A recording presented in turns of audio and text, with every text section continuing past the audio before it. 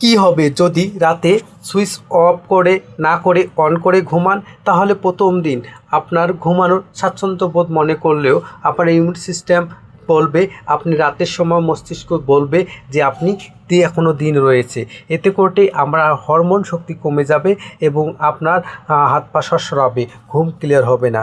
এক মাসে আপনি ক্লান্ত বোধ অনুভব করবেন, ঘুম ধরবে না, ছটফট করবেন এবং ঘুমের ভাব আসবে এবং হাঁ করবেন।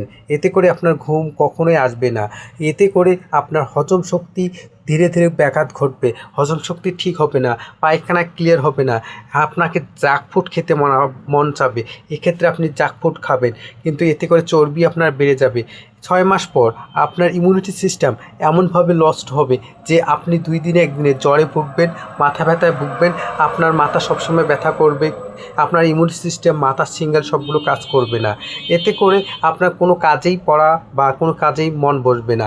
সেক্ষেত্রে আপনি কি করবেন? রাতের ঘুম রাতেই পড়ার উত্তম হবে, তাছাড়া আপনার ঘুম ধরবে না। তাই আপনাকে লাইটটা অফ করে আপনার ঘুমানোর চেষ্টা করতে হবে, প্রয়োজনে স্লিপার দিয়ে ঘুমানোর চেষ্টা করতে হবে। এই চ্যানেলটি ভালো লাগলে সাবস্ক্রাইব করবেন।